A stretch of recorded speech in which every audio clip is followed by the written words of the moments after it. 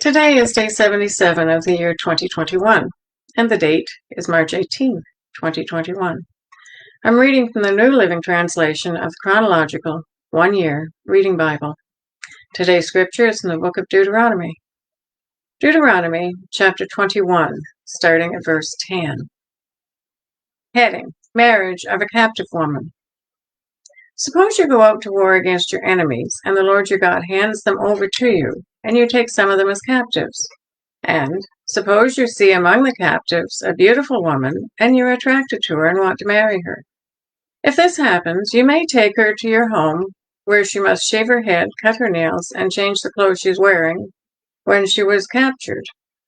She will stay in your home, but let her mourn her father and her mother for a full month. Then you may marry her, and you will be her husband, and she'll be your wife. But if you marry her and she does not please you, you must let her go. You may not sell her or treat her as a slave, for you have humiliated her. Heading: Rights of the Firstborn. Suppose a man has 2 wives, but he loves one and not the other, and both have given him sons. And suppose the firstborn son is the son of the wife he does not love.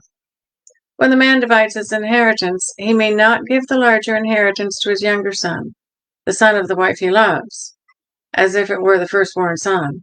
He must recognize the rights of the oldest son, the son of the wife he does not love, by giving him a double portion. He is the first son of his father's virility, and the right of the firstborn belongs to him. Heading: Dealing with a rebellious son. Suppose a man has a stubborn and rebellious son who will not obey his father or mother, even though they discipline him. In such a case, the father and mother must take the son to the elders as they hold court at the town gate. The parents must say to the elders, "This son of ours is stubborn and rebellious and refuses to obey. He's a glutton and a drunkard." Then all the men of this town must stone him to death. In this way you will purge this evil from among you, and all Israel will hear about it and be afraid. Heading: Various regulations. If someone has committed a crime worthy of death and is executed and hung on a tree, the body must not remain hanging from the tree overnight. You must bury the body that same day, for anyone who is hung is cursed in the sight of God. In this way you will prevent the defilement of the land the Lord your God is giving you as your special possession. Deuteronomy chapter 22, starting at verse 1. If you see your neighbor's ox or sheep or goat wandering away, don't ignore your responsibility. Take it back to its owner. If its owner does not live nearby you, and you don't know who the owner is, take it to your place and keep it until the owner comes looking for it. Then you must return it. Do the same if you find your neighbor's donkey, clothing, or anything else your neighbor loses. Don't ignore your responsibility. If you see that your neighbor's donkey or ox has collapsed on the road, do not look the other way. Go and help your neighbor to get it back on its feet. A woman must not put on men's clothing, and a man must not wear women's clothing. Anyone who does this is detestable in the sight of the Lord your God. If you happen to find a bird's nest in a tree or on the ground, and there are young ones or eggs in it, with the mother sitting in the nest, do not take the mother with the young. You may take the young, but let the mother go, so that you may prosper and enjoy a long life. When you build a new house, you must build a railing around the edge of its flat roof. That way you will not be considered guilty of murder if someone falls off the roof. You must not plant any other crop between the rows in your vineyard. If you do, you are forbidden to use either the grapes from the vineyard or the other crop. You must not plow with an ox and a donkey harnessed together. You must not wear clothing made of wool and linen woven together. You must put 4 tassels on the hem of the cloak with which you cover yourself, on the front, back, and sides. Heading: Regulations for Sexual Purity. Suppose a man marries a woman But after sleeping with her, he turns against her and publicly accuses her of shameful conduct, saying, "When I married this woman, I discovered she was not a virgin." Then the woman's father and mother must bring the proof of her virginity to the elders as they hold court at the town gate. Her father must say to them, "I gave my daughter to this man to be his wife, and now he has turned against her. He has accused her of shameful conduct, saying, 'I discovered that your daughter was not a virgin. But here's the proof of my daughter's virginity.'" When they first spread their bed sheets before the elders must then take the man and punish him. They must also fine him 100 pieces of silver, which he must pay to the woman's father, because he publicly accused a virgin of Israel of shameful conduct. The woman will then remain the man's wife, and he may never divorce her. But suppose the man's accusations are true, and he can show that she was not a virgin. The woman must be taken to the door of her father's home, and there the men of the town must stone her to death. For she has committed a disgraceful crime in Israel by being promiscuous while living in her parents' home. In this way, you will purge this evil from among you. If a man is discovered committing adultery, both he and the woman must die. In this way, you will purge Israel of such evil. Suppose a man meets a young woman, a virgin, who is engaged to be married, and he has sexual intercourse with her. If this happens within a town, you must take both of them to the gates of that town and stone them to death. The woman is guilty because she did not scream for help. The man must die because he violated another man's wife. In this way, you will purge this evil from among you. But if the man meets the engaged woman out in the country and he rapes her, then only the man must die, but do nothing to the young woman. She has committed no crime worthy of death. She is as innocent as a murder victim. Since the man raped her out in the country, it must be assumed that she screamed, but there was no one to rescue her. Suppose a man has intercourse with a young woman who is a virgin, but is not engaged to be married. If they are discovered, he must pay her father 50 pieces of silver. Then he must marry the young woman because he violated her, and he may never divorce her as long as he lives. A man must not marry his father's former wife, for this would violate his father. Deuteronomy chapter 23, starting at verse 1.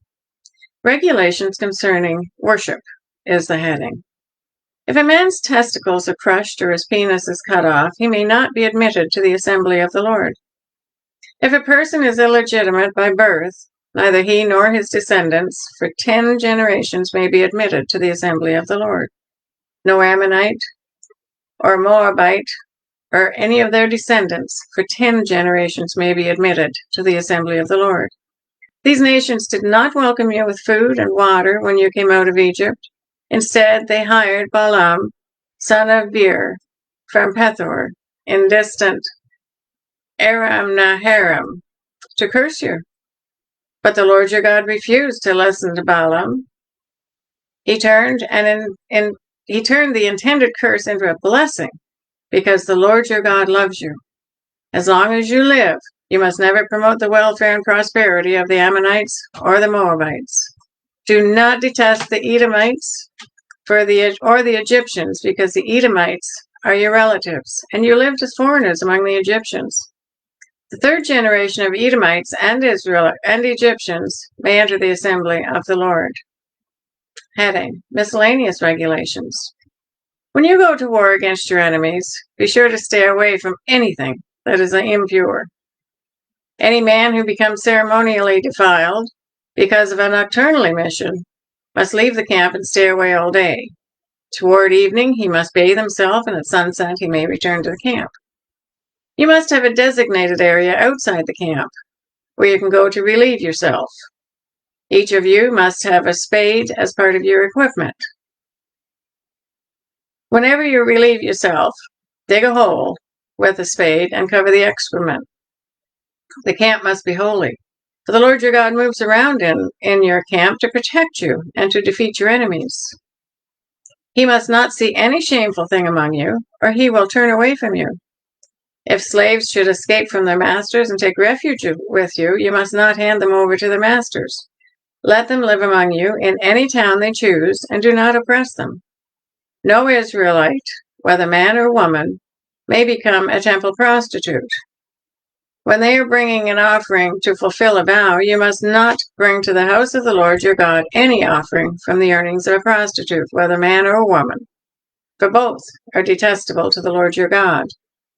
Do not charge interest on the loans that you make to a fellow Israelite, whether you loan money or food or anything else. You may charge interest to foreigners, but you may not charge interest to Israelites, so that the Lord your God may bless you in everything that you do in the land you are about to enter and occupy. When you make a vow to the Lord your God, be prompt in fulfilling whatever you promised him. For the Lord your God demands that you promptly fulfill all your vows, or you will be guilty of sin. However, it is not a sin to refrain from making a vow. But once you have voluntarily made a vow, be careful to fulfill your promise to the Lord your God. When you enter your neighbor's vineyard, you may eat your fill of grapes, but you must not carry any away in a basket. And when you enter your neighbor's field of grain, you may pluck the heads of grain with your hand, but you must not harvest it with a sickle. Deuteronomy chapter 24, starting at verse 1. Suppose a man marries a woman, but she does not please him. Having discovered something wrong with her, he writes a document of divorce, hands it to her, and sends her away from his house. When she leaves his house, she is free to marry another man. But if the second husband also turns against her, writes a document of divorce, hands it to her, and sends her away, or if he dies, the first husband may not marry her again, for she has been defiled. That would be detestable to the Lord. You must not bring guilt upon the land of the Lord, the land the Lord your God is giving you as a special possession. A newly married man must not be drafted into the army, or be given any other official responsibilities. He must be free to spend 1 year at home, bringing happiness to the wife he has married. It is wrong to take a set of millstones, or even just the upper millstone, as security for a loan, for the owner uses it to make a living. If anyone kidnaps a fellow Israelite and treats him as a slave or sells him, the kidnapper must die. In this way, you will purge the evil from among you. In all cases involving serious skin disease, be careful to follow the instructions of the Levitical priests. Obey all the commands I have given them. Remember that what the Lord your God did to Miriam as you were coming from Egypt. If you lend anything to your neighbor, do not enter his house to pick up the item he is giving as security. You must wait outside while he goes in and brings it out to you. If your neighbor is poor and gives you his cloak as security for a loan, do not keep the cloak overnight. Return the cloak to its owner by sunset, so he can stay warm through the night and bless you, and the Lord your God will count you as righteous. Never take advantage of poor and destitute laborers, whether they are fellow Israelites or foreigners living in your towns. You must pay them their wages each day before sunset, because they are poor and are counting on it. If you don't, they might cry out to the Lord against you, and it would be counted against you as sin. Parents must not be put to death for the sins of their children, nor children for the sins of their parents. Those deserving to die must be put to death for their own crimes. True justice must be given to foreigners living among you and to orphans, and you must never accept a widow's garment as security for her debt. Always remember that you were slaves in Egypt, and that the Lord your God redeemed you from slavery. That's why I've given you this command.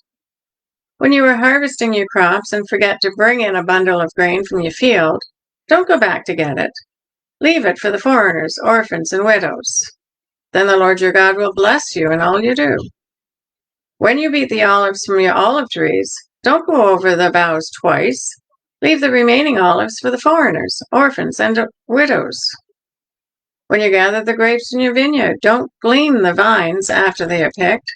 Leave the remaining grapes for the foreigners, orphans, and widows. Remember that you were slaves in the land of Egypt. That is why I am giving you this command. Deuteronomy chapter 25, starting at verse 1. Suppose two people take a dispute to court, and the judges declare that one is right and the other is wrong. If the person in the wrong is sentenced to be flogged, the judge must command him to lie down and be beaten in his presence, with a number of lashes appropriate to the crime, but never give more than 40 lashes. More than 40 lashes would publicly humiliate your neighbor. You must not muzzle an ox to keep it from eating as it treads out the grain. If two brothers are living together on the same property and one of them dies without a son, his widow may not be married to anyone from outside the family. Instead, her husband's brother should marry her and have intercourse with her to fulfill the duties of a brother-in-law. The first son she bears to him will be considered the son of the dead brother, so that his name will not be forgotten in Israel. But if the man refuses to marry his brother's widow, she must go to the town gate and say to the elders assembled there, "My husband's brother refuses to preserve his brother's name in Israel. He refuses to fulfill the duties of a brother-in-law by marrying me." The elders of the town will then summon him and talk with him. If he still refuses and says, "I don't want to marry her," the widow must walk over to him in the presence of the elders, pull his sandal from his foot, and spit in his face. Then she must declare, "This is what happens to a man who refuses to provide his brother with children." Ever afterward in Israel, his family will be referred to as the family of the man whose sandal was pulled off. If two Israelite men get into a fight and the wife of one tries to rescue her husband by grabbing the testicles of the other man, you must cut off her hand. Show her no pity. You must use accurate scales when you weigh out merchandise, and you must use full and honest measures. Yes, always use honest weights and measures so that you may enjoy a long life in the land the Lord your God is giving to you. All who cheat with dishonest weights and measures are detestable to the Lord your God. Never forget that what the Amalekites did to you as you came from Egypt. They attacked you when you were exhausted and weary, and they struck down those who were struggling behind. They had no fear of God. Therefore, when the Lord your God has given you rest from all your enemies in the land he is giving to you as a special possession, you must destroy the Amalekites and erase their memory from under heaven. Never forget this. That is the reading for day 77. God bless each and every one of you, and may God be with you until we meet again.